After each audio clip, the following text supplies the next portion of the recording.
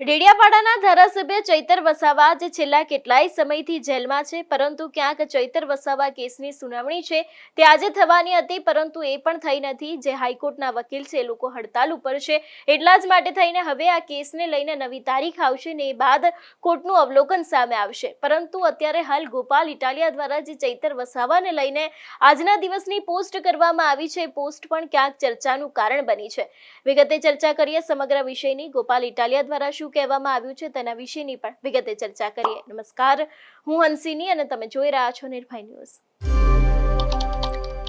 આપણે સૌ જાણીએ છીએ કે ગુજરાતની અંદર રાજનીતિમાં ભ્રષ્ટ જુઠ્ઠી પાર્ટી એટલે કે બીજેપીએ ગુજરાતની જનતાને શોષણ કરવામાં, ડરાવવામાં, દબાવવામાં, ધમકાવવામાં અને તાનાશાહી કરવામાં કોઈ કસર છોડી નથી.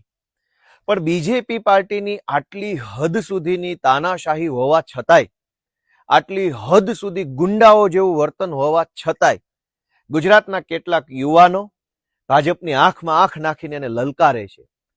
ભાજપની છાતી ઉપર પગ રાખી અને ગુજરાતના કેટલાક તરવરિયા યુવાનો જનતા માટે લડાઈ લડી રહ્યા છે.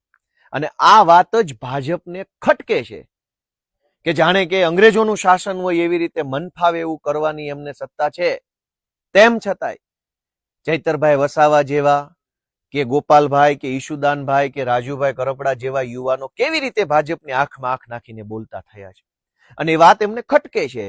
એટલે અંગ્રેજોના સીધી લીટીના વારસદારો જેવા બીજેપીના સરકારમાં બેઠેલા નેતાઓ જેમ અંગ્રેજો સત્તાનો ઉપયોગ કરતા હતા, જેમ અંગ્રેજો પોલીસનો ઉપયોગ કરતા હતા, જેમ અંગ્રેજો જેલનો ઉપયોગ કરતા હતા, એવી જ રીતે આ અંગ્રેજોના સીધી લીટીના વારસદાર બીજેપીના નેતાઓ જેલ, પોલીસ અને દંડાનો દુરુપયોગ કરી રહ્યા છે.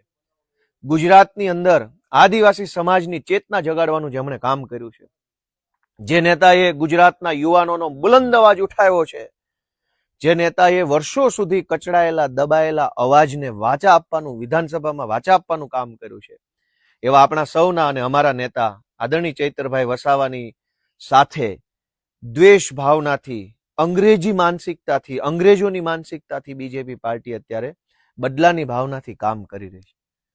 ભાજપનો પટ્ટો ગળામાં પહેર્યો હોય અને બળાત્કાર કરે તો થોડાક જ સમયમાં જામીનમાં છૂટી જાય છે. ભાજપનો પટ્ટો ગળામાં પહેર્યો હોય, ડ્રગ્સ વેચે તો પણ જેલમાંથી છૂટી જાય છે. ભાજપનો પટ્ટો ગળામાં પહેર્યો હોય, લૂંટ કરે તો પણ જેલમાંથી છૂટી જાય છે. ભાજપનો પટ્ટો ગળામાં પહેરીને છેડતી કરે તો પણ ટૂંકા ગાળામાં છૂટી જાય છે. ભાજપનો પટ્ટો ગળામાં પહેરી અને 2000 કરોડનું મનરેગા કૌભાંડ કરે તો પણ જેલમાંથી જામીન ઉપર છૂટી જાય છે. ભાજપનો પટ્ટો પહેરીને કોઈ પણ પ્રકારનું હલકામાં હલકું કૃત્ય જો ભાજપનો કોઈ માણસ કરે તો આ રાજ્યની અંદર પોલીસ, કોર્ટ, જેલ કશું જ કંઈ એને રોકતું નથી.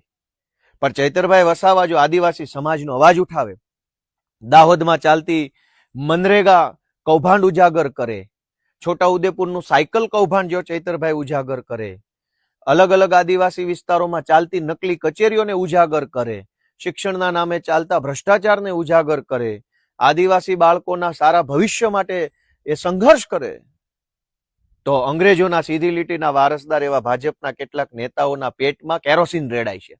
અને એટલે કાયદાનો દુરુપયોગ કરીને યેન કેન પ્રકારે ચૈતરભાઈનો અવાજ દબાવવા માટેની કોશિશ થઈ રહી છે. પણ એમ દંડાના જોરે, સત્તાના જોરે જો અવાજ દબાઈ જ જતો હોત તો દેશ જ ક્યાં આઝાદ થવાનો હતો. દંડાથી અવાજ આ દેશમાં દબાયો નથી અને દબાશે નહીં. જેલની દિવાલોમાં એ તાકાત નથી, જે તાકાત સંઘર્ષની ભઠ્ઠીમાંથી પાકીને નીકળેલા એક યુવાનના અવાજમાં છે. એટલે ભાજપના ભ્રષ્ટ નેતાઓના મનમાં જો એવો વહેમ હોય કે ચૈતરભાઈ વસાવાને દબાવી અને સમગ્ર આદિવાસી સમાજના અવાજને રૂંધી શકશે તો એ ક્યારેય શક્ય બનવાનું નથી. આમ આદમી પાર્ટી ચૈતરભાઈ વસાવા અને ગુજરાતના આદિવાસી સમાજ સાથે મજબૂતીથી, તાકાતથી ઊભી છે. આજ ચૈતરભાઈ વસાવાના કેસમાં હાઈકોર્ટમાં સુનાવણી હતી.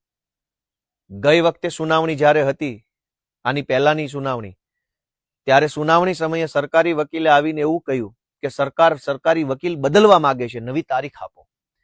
એટલે ગઈ વખતની સુનાવણી ન થઈ શકી અને આજની તારીખ પડી. આજની તારીખે સરકારી વકીલ હાજર ન થયા, એવું કહ્યું કે આજે સુનાવણી નહીં શકે, આજે હડતાલ છે. સરકારી વકીલને વળી હડતાલ કેવી આવે? જે વકીલો બિન સરકારી નથી, પ્રોફેશનલ પ્રેક્ટિસ કરે છે, એ હડતાલનો ભાગ હોઈ શકે છે. પણ સરકારી વકીલ હડતાલનું બહાનું લઈ અને આજે તારીખ માગી લીધી.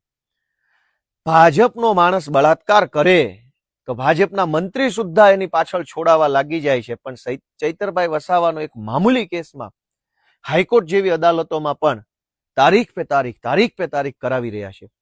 એક વખત પોલીસ હાજર ન રહે એક સુનાવણીમાં, બીજી સુનાવણીમાં વકીલ હાજર ન રહે સરકારી, ત્રીજી સુનાવણીમાં સરકારી વકીલ આવીને એવું કહે કે મારે નહીં, હવે બીજો વકીલ સરકારી આવશે, ચોથી સુનાવણીમાં પાછા સરકારી વકીલ હાજર ન રહે.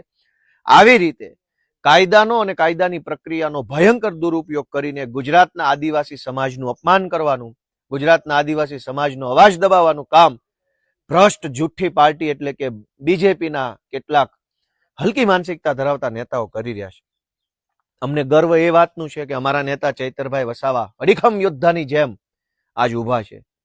ભાજપની સત્તાની અંદર એ તાકાત નથી કે ચૈતરભાઈ વસાવા કે ઈશુદાનભાઈ કે ગોપાલભાઈ જેવા નેતાઓને આંખમાં આંખ નાખીને બોલતા રોકી શકે. એ અમારી તાકાત છે. ભાજપની સત્તા કે ભાજપના દંડામાં એ દમ નથી કે અમારી જેવા યુવાનોને બોલતા રોકી શકે, અમારે જેવા યુવાનોને આંખ ફાડીને જોતા રોકી શકે. સમય આજ ભાજપની તાનાશાહીનો છે, પણ સમય ક્યારે આવો નહીં રહે. અન્યાય, અત્યાચાર અને અનીતિનું શાસન ધ્વસ્ત થશે. આ શાસન પડી ભાંગશે અને ગુજરાતની અંદર જનતાના શાસનનો ઉદય થશે. એના પાયાની અંદર ચૈતરભાઈ વસાવા જેવા ક્રાંતિકારી આદિવાસી યોદ્ધાનું યોગદાન રહેશે. હું ભાજપના સૌ જે કંઈ પણ લોકો ભ્રષ્ટાચાર કરી અને ખાઈ બધી અને એકદમ તગડા થયા છે એમને કહેવા માંગુ છું કે તમારે જેટલી તાનાશાહી કરી હોય એટલી કરી લેજો.